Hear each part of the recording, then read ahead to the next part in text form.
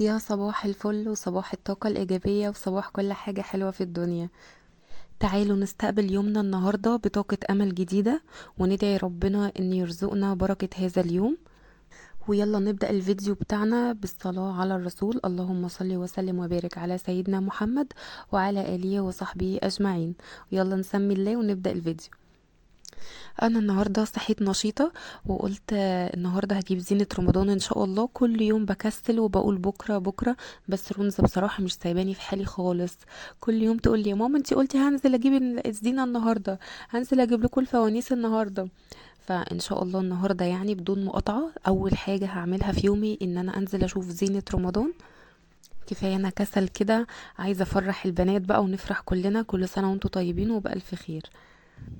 نزلت بدري كده قبل الزحمة، لان انا لو استنيت بالليل الدنيا بتبقى زحمة جدا، فانا عايزة امشي بروقان كده وابص على الحاجة كويس. عملت القهوة بتاعتي علشان افوق كده وابقى مركزة. وانا قلت لكم اي شوكليت مصري هجيبها وتعجبني هشارككم بيها. دي اسمها هابي، هي شبه السنيكرز كده، فيها كراميل وفيها سوداني.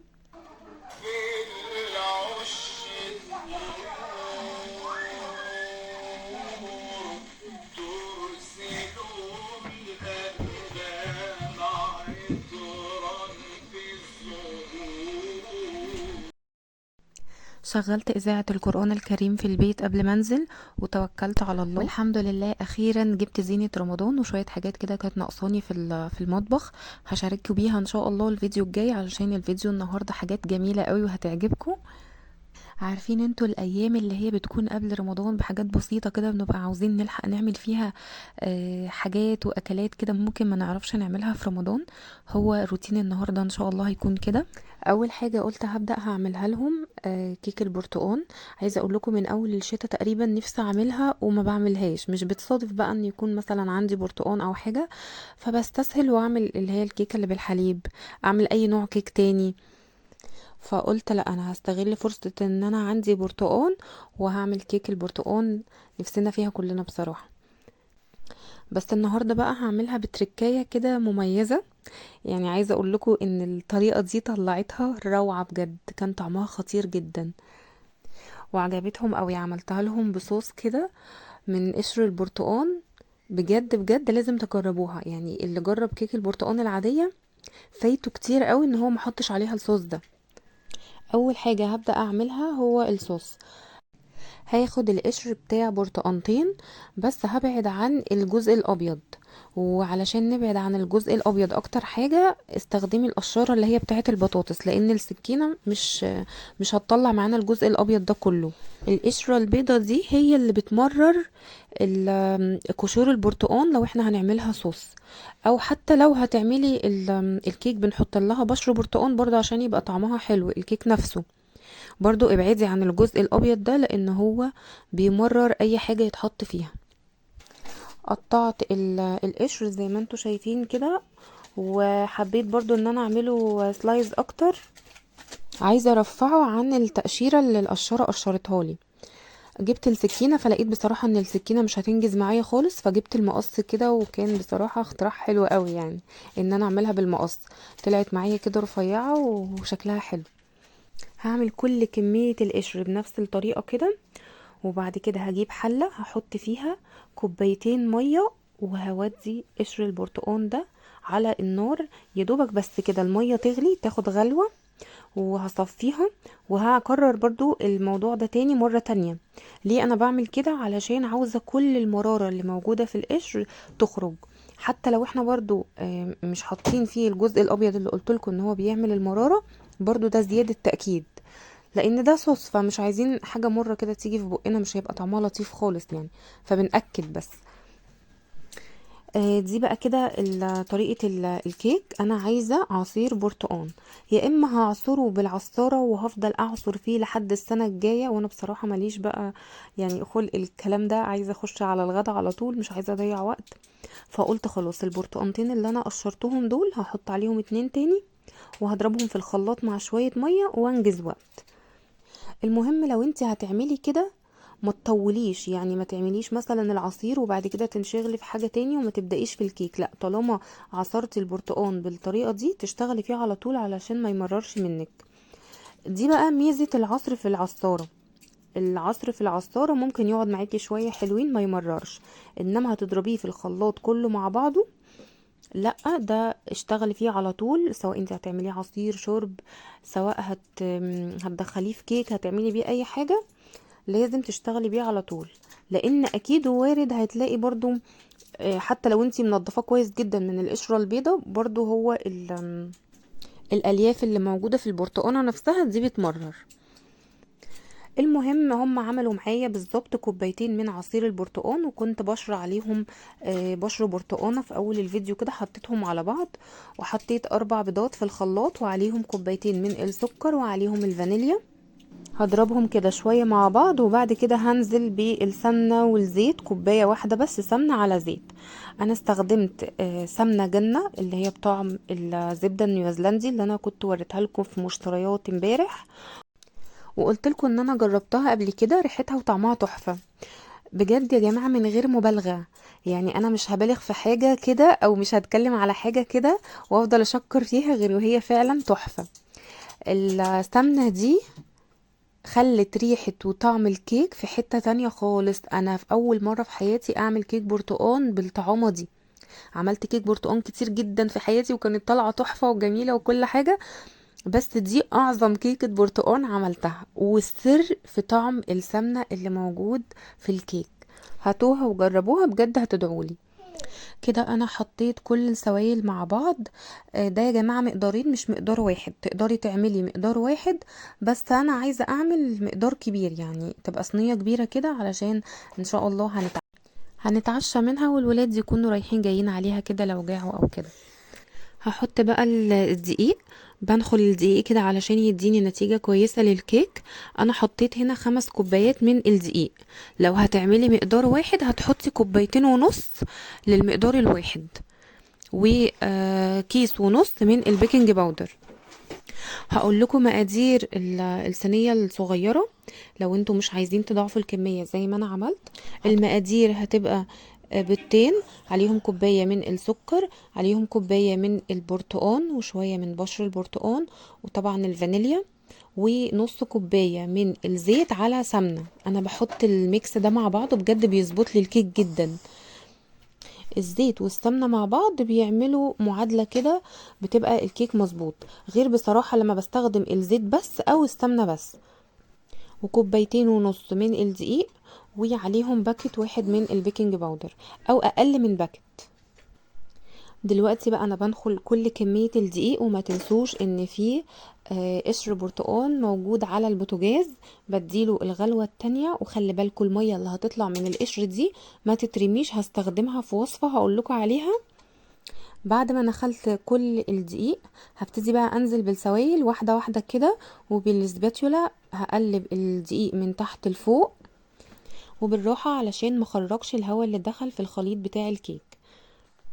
بطنت صينية كده شوية من الدقيق، هسويها في صينية ألمونيوم على درجة حرارة 180. هتقعد ساعة الا ربع في الفرن. اهم حاجة ان انا مفتحش الفرن قبل النص ساعة علشان الكيك ما تهبطش معايا. اصلا الكيك مش هتستوي قبل النص ساعة، فملهوش لزوم ان انا افتح الفرن قبل نص ساعة. تمام.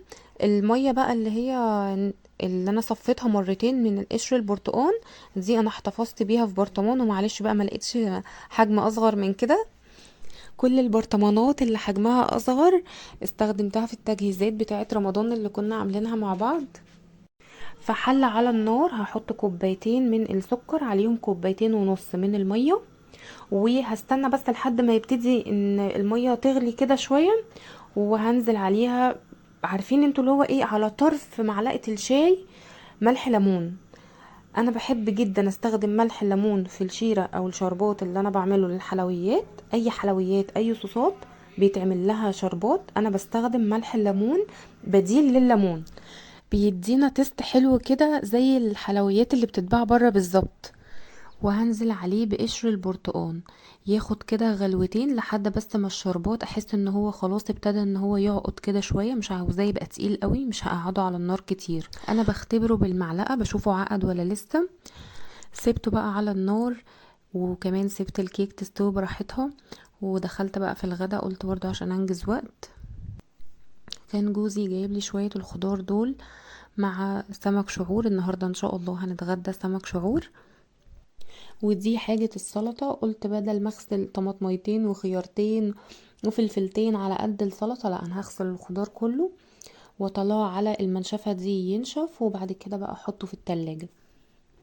انا بحب اعمل كده جدا علشان الخضار يكون معايا جاهز لو احتاجته في اي وقت، مش لسه بقى هاخده اغسله والكلام ده. وكمان عشان الولاد بيبقوا رايحين جايين على الخيار، عندي رونزة بنتي الكبيرة دي بتموت في الخيار، هو بالنسبة لها احسن من الفاكهة. فلما بحط الحاجة بقى نظيفة في التلاجة ببقى مطمنة، لو اخدت منه ببقى مطمنة ان الحاجة نظيفة. تعالوا بقى اقول لكم المية اللي طلعت من قشر البرتقال هنعمل فيها ايه. حطيها مع اي منظف عايزة تلمعي وتنضفي بيه اي حاجة، حطيها مع سائل مواعين، اغسلي بيها المواعين، اغسلي بيها الحنفيات، اغسلي بيها اي حاجة ستانلس، البوتاجاز والعيون بتاعته والحديد الزهر، كل الحاجات دي تقدري تستخدمي المية دي فيها، هتبقى معقم ومطهر ومنظف، بجد حلوة جدا. زيها كده زي قشر الليمون، شفتوا لما بنعصر الليمون وبنخلي القشر بتاعه، في ناس بتعمل كده، يعني بتجمع قشر الليمون مثلا في الفريزر وتضربه في الخلاط مرة واحدة، وتحطه بقى على اي سائل مواعين، على اي منظف عايزة تنظف بيه، برضو بتبقى بصوا خلطة ممتازة، نتيجتها بتبقى حلوة جدا في التنظيف. دي شبه دي كده بالظبط. بصوا بقى، انا من الناس اللي بتحب تقتصد في المواعين، يعني مش بحب استهلك مواعين كتير كده وانا واقفه افضل اوسخ بقى في مواعين كتيره، في الاخر بيجي فوق دماغي انا ليه بقى بقف اغسل مواعين كتير، ووقت بيضيع مني ومجهود. يعني بصراحه بصوا، انا مواعين يعني بالنسبه لي مش احسن حاجه، يعني الوقت الكتير اللي انا هستخدمه في غسيل المواعين، لا ممكن اعمل مثلا اي حاجه حلوه، ممكن ارتب اي حاجه في البيت، اعمل اي حاجه تانية. فاي فرصة بتجيلي ان انا اوفر بيها مواعين ما وسخش مواعين كتيرة بعمل كده بصراحة. فمفرش السفرة ده بقى من ساعة ما جبته بصوا بصراحة بينفعني في حاجات كتيرة جدا، زي السمك دلوقتي انا طلعت عليه الخلطة بتاعة السمك، وحشيت السمك وبرضو تبلت الدقيق وهو على نفس المفرش، وبستخدمه وبرميه على طول، احسن ما اجيب طبق احط فيه الخلطة بتاعة السمك، وبعد كده اجيب طبق تاني واحط فيه الدقيق. ومحدش يقول لي يا دينا وايه المشكلة، دول طبقين يعني مش حاجة، ما هو طبقين يا جماعة على طبقين على طبقين هيعملوا مواعين كتيرة، انتوا فاهمين الفكرة في ايه. فبالنسبة لي بصراحة كده اريح وانضف بقى من ان انا اوسخ مواعين كتيرة جنب مني. بصوا انا تبلت السمك بالهريسة، فاكرين الهريسة بتاعة الشطة اللي كنا عاملينها في تجهيزات رمضان، اخدت منها شوية كده حطيتهم على المفرش، وابتديت بقى ان انا احشي كده في كل جزء في السمكية. والسمك ما شاء الله عشان كبير فانا قسمته اتنين، وعاوزة اقول لكم علشان هو طازة مش محتاج ان انا اقعد التتبيلة فيه فترة علشان يتشرب منها وكده. لا انا مسافة ما حطيت التتبيلة ما استنيتش مثلا، بصيت بس كده على الكيك لقيتها استوت طفيت عليها، ورحت راجعاله تاني حطيت له الدقيق وابتديت ان انا اقليه في الزيت. السمك كل ما يكون فريش كل ما بيشرب من التتبيله اللي انتي عاملاها له بسرعه. هقول لكم الهريسه بتتعمل ازاي عشان اللي ما يعرفش برضو. ده بيبقى فلفل احمر شطه، بتحطي عليه توم، وبتحطي عليه كزبره، وبتحطي عليه كمون وملح وليمون وشويه من الخل وشويه زيت. عايزه اقول لكم بقى ان الهريسه دي بتقعد كتير جدا في التلاجة ما بيحصلهاش اي حاجه خالص. حطيها في برطمان نضيف متعقم، هتلاقيها زي الفل ومش هتبوظ منك. شفتوا احنا وصلنا للدقيقة كام من الفيديو وما قلتلكوش لحد دلوقتي حطوا لايك. في متابعة على الفيديو اللي فات قالت لي انا لما بشوفك ان انتي نزلتي فيديو من قبل ما افتح الفيديو اصلا بحطلك لايك من قبل ما بسمعه. بجد اتبسطت جدا وفرحت الحمد لله يا رب. والله انا مش بعتبركم متابعين خالص، انا بعتبركم صحابي، بحس ان انا بتكلم كده مع صحابي. فربنا يخليكوا ليا احلى صحاب واخوات في الدنيا، وتفضلوا كده على طول داعمين ليا. عملت رز ابيض وسلطه، وطلعت كده البتنجان. عايزه اقول لكم البتنجان ده فيه بركه والله. البتنجان المخلل ده انا عاملاه بقالي كام يوم، ولسه بناكل فيه لحد دلوقتي. وطلعت برضو من المخلل اللي احنا كنا عاملينه مع بعض. والحمد لله رب العالمين، ربنا يديمها نعمه يا رب ويحفظها من الزوال. ده كان غدانا. على قد بقى ما انا ما بحبش غسيل المواعين الكتير، على قد ما انا ما بحبش اخلي المواعين في الحوض ابدا. على طول بتبقى ايدي فيها طول اليوم. فبيجي بقى خلاص بعد ما بخلص غدا ببقى عايزه مثلا ان انا اصور معاكم المواعين، ما بلقاش غير طبقين بس، هما الطبقين اللي احنا اكلنا فيهم. فبحس ان الموضوع مش مستاهل، يعني مش مواعين كتيره قوي ان انا اقف واصور والكلام ده. لما بيبقى في مواعين كتير بصراحه بصور معاكم فقره المواعين دي. البنات بقى الصغننه لسه اللي داخلين المطبخ جديد، اعملوا بقى كده. وانتي واقفه بتعملي اكل ايدك في المواعين على طول، واستختي حاجه تغسليها على طول وانتي واقفه. هتيجي على بال ما تخلصي الاكله بتاعتك مش هتلاقي عندك مواعين غير اللي انتي اكلتي فيها بس. عملتي برضو حاجه حلوه نفس الكلام، طول ما انتي واقفه واستختي حاجه تغسليها على طول. عملتي مثلا مشروب، اقفي برضو اغسلي الكوبايتين اللي انتوا شربتوا فيهم على طول كده، مش هياخدوا منك حاجة. ما تستنيش ان انتي تجمعي المواعين بتاعة اليوم كله، او مثلا بتاعة الغدا مرة واحدة او بتاعة الفطار مرة واحدة، لا. فاهمين قصدي؟ كده هتسهلي على نفسك وتخفي من على نفسك ضغط المواعين. في كومنت جالي كده من فترة ان انا يعني مش بشارك معاكم فقرة غسيل المواعين باستمرار. واحدة متابعة حبيبتي كاتبة ان ليه مش بتشاركي معانا فقرة غسيل المواعين. فواحدة ردت عليها يعني، فبتقول لها هي عشان عندها غسالة اطباق. لا، هي الفكرة مش في غسالة الاطباق خالص على فكرة. كل اللي مش جايب غسالة اطباق اخد عنها فكرة ان هي بصوا يعني بتعمل كل حاجة في الحياة. لا يا جماعة، هي مش بتعمل كل حاجة في الحياة ولا حاجة، بيتهيأ لكم. وعلى فكرة ده مش جهاز أساسي ولا حاجة، علشان بس كل واحدة متضايقة. والله يا بنات يعني انتوا ما تتضايقوش ان انتوا مش عندكم غسالة أطباق. هي مش جهاز أساسي. ليه مش جهاز أساسي؟ لأن هي ما بتاخدش كل المواعين. غسالة الأطباق ما بيتحطش فيها تيفال، جرانيت، سيراميك.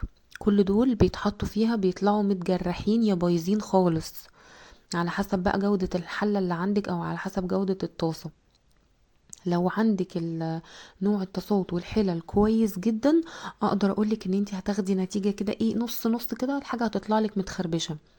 طيب لو لا، لو جودتها مش حلوة هتطلع الطبقة بتاعتها متشالة نهائي. انا بقول لكم كده بناء على تجربتي وعلى تجارب ناس كتيرة جدا اعرفهم. ايه تاني برضو ممكن يتحط فيها يبوظ؟ اي حاجة خشب، معالق خشب، البلانشة الخشب، اي حاجة هتحطيها خشب هتطلع لك برضو متكسرة ومتقطمة. برضو حصل معايا نفس الموقف ده، حطيت البلانشة الخشب بتاعتي. البلانشة دي كانت عايزة اقول لكم عزيزة عليا جدا وبحبها، كانت من اكتر البلانشات اللي كانت معمرة معايا. وعشان هي كانت جودتها متينة وكده فكانت عايشة معايا، يعني ما اشتكتش ولا اي حاجة خالص. حطيتها في غسالة الاطباق طلعت بجد متدمرة حرفيا. اي حاجة ألمونيوم، الألمونيوم بيطلع مجنزر، مش بيطلع نضيف خالص. حطيت برضو كذا صينية ألمونيوم، ولما طلعتهم لقيتهم مجنزرين. وما طلعش الجنزرة دي، ما طلعتش بسهولة أبدا، يعني فضلت اغسل فيها بالسلك الألمونيوم اللي هو الخشن كذا مرة علشان الجنزرة دي تتشال وتطلع منها. طيب امال هي بيتحط فيها ايه؟ بيتحط فيها اطباق، بيتحط فيها كوبايات، ما بيتحطش فيها اكتر من كده، علشان ما تبوظيش حاجتك وكمان تبوظي الغسالة.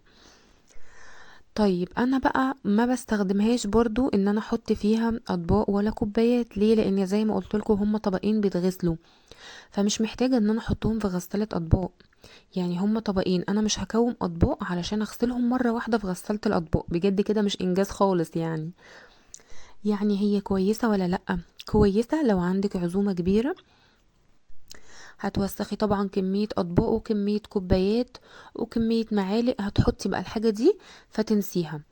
برضو هي معقم حلو جدا لأي حاجة حابة ان انتي تعقميها فيها، الببرونات، لعب الولاد، البلاستيكات. بس برضو البلاستيكات القوية، عشان البلاستيكات الخفيفة اللي هي اللي زي اللي بتكون في الأزايز دي مش حلوة. برضو دخلت ازازة طلعت، بص مش قادرة اقول لكم، يعني عارفين انتوا ايه، متكرمشة كده شبه الكورة بالظبط. فانا كنت عاملة ريفيو كامل عنها في القناة هنا، تقدري تكتبي في السيرش ريفيو عن غسالة الاطباق لدينا منصور، هيطلع لك على طول الفيديو، وانا لو افتكرت ان شاء الله هحطه لكم برضو اللينك بتاعه في الديسكريبشن. تفاصيل التفاصيل هتلاقيها في الفيديو ده عن غسالة الاطباق. انا هنا بقى بغسل البوتاجاز. عايزه اقول لكم بقى، لو غسلت الاطباق عندي كانت كبيره شويه كانت هتفيدني بقى ان انا احط فيها الحوامل دي والعيون بتاعه البوتاجاز. درجه الحراره العاليه هتسيح طبعا الدهون اللي موجوده فيها، وهتغسلها من غير بقى تعب ومن غير اي حاجه خالص. بس للاسف انا غسالتي مش صغيره قوي، هي وسط، فهي عايزه الغساله اللي هي حجمها كبير، مثلا 16 فيما فوق بقى. هتاخد معاكي الحديد الزهر، وهتاخد معاكي بقى اي حاجه كبيره انت عاوزه تحطيها فيها. بس انا غسالتي ما بتقفلش على حاجات بسيطه، يعني عارفين انتوا الفرق، حاجات بسيطه قوي، فمش جايه فيها خالص بصراحه. حاولت كذا مره ما عرفتش. فخلصت بقى البوتاجاز الحمد لله، كان عليه طرطشه دهون كتيره قوي بصراحه من قلي السمك. فمش قادرة اقول لكم بقى احساس السعادة بعد ما بخلص غسيل البوتاجاز، واحس كده ان الدنيا رايقة عندي كمان في الحوض ومفيش مواعين. يا بجد حاجة تفرح القلب كده. يلا بقى قومي تشجعي وتنشطي. لو بوتاجازك عايز يتغسل اغسليه، لو عندك شوية مواعين كده في الحوض اعمليهم برضو. المهم ان انت ما تناميش النهاردة والحوض بتاعك فيه معلقة. عاوزه اقول لكم، لما بتنامي كده والحوض بتاعك نضيف والرخامه بتاعتك رايقه كده وما فيهاش حاجه، هتحسي ان انتي صاحيه تاني يوم كلك نشاط وكلك طاقه، وعايزه تعملي حاجات كتيره كده من كتر ما انتي عندك باور. انتي بتاخدي بقى الطاقه بتاعتك من المنظر اللي انتي بتشوفيه اول ما تصحي من النوم. وبعدين يا بنات، انا بحس ان نهايه اليوم بتخلص مع نهايه كل حاجه فيه. يعني لو انا مثلا في يوم كده كسلت عن المواعين وسبتها، بحس ان انا هبذل مجهود ان انا اقف اغسل مواعين، وهبقى ضيعت وقت كتير جدا وطاقتي خلصت، وانا لسه ما بدأتش يوم الجديد اصلا. يعني لسه ما شفتش انا هعمل غدا ايه، لسه ما نضفتش، لسه ما عملتش اي حاجة خالص في البيت. فهحس ان انا فرهدت نفسي في حاجات قديمة كانت المفروض ان هي اتعملت امبارح، في يوم امبارح، في روتين امبارح. فليه نقدر نفسنا التقديرة دي؟ لا، كل حاجة بتخلص في يومها. عملتي حاجة النهاردة لازم تخلصيها النهاردة. الا بقى لو لا قدر الله تعبانة، عندك ظرف، نزلتي مشوار بقى مهم، اي حاجة من الكلام ده، دي بتبقى استثناءات. تعالوا بقى نشوف الكيك التحفة. عايزة اقول لكم الكيك طالعة تحفة بجد والله. الطريقة دي جربوها، احلى كيك برتقان ممكن تدوقوه في حياتكم. وشايفين قشور البرتقان بقت عاملة ازاي؟ كريستالات يا جماعة، كريستالات بجد. كده بقى نتيجتها مظبوطة. طول ما طلعت معاكي بالشكل ده، ان هي تبقى القشرة بتاعتها شفافة كده شبه الكريستال، يبقى كده الصوص نجح معاكي وبقى يعني عظمة بجد. لا لا لا، بجد الكيكة خطيرة خطيرة، تستاهل لايكات من هنا لتاني يوم الصبح. يلا اعملوا لي لايك بقى وقولوا لي تسلم ايدك تحت في الكومنتس. حطيت لهم بقى يتعشوا، وانا كان عندي شوية غسيل صغننين كده مش كتير قوي، قلت برضو اخلصهم ونشرهم علشان برضو ما باتش تبقى فيه اي حاجة برضو موجودة عندي. خلينا ماشيين على النظرية اللي انا قلتلكوا عليها.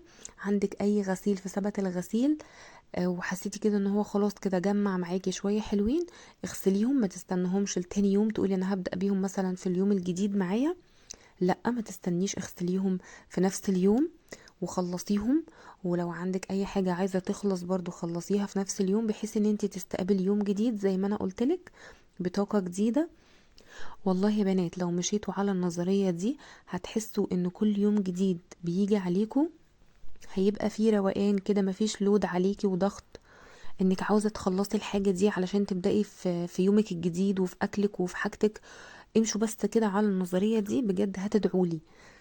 وطلب بقى منكم، يعني اي معلومة يا بنات بقول لكم عليها وانتوا فعلا بتجربوها، يعني مش هقول لكم ان انتوا بتستفيدوا بيها بس كسمع، لا، انت جربتيها وعملتي بيها ولقيتي نفسك فعلا نفعت معاكي، قوليلي انا جربت كذا ونفعت معايا، هفرح جدا بجد وهتبسط.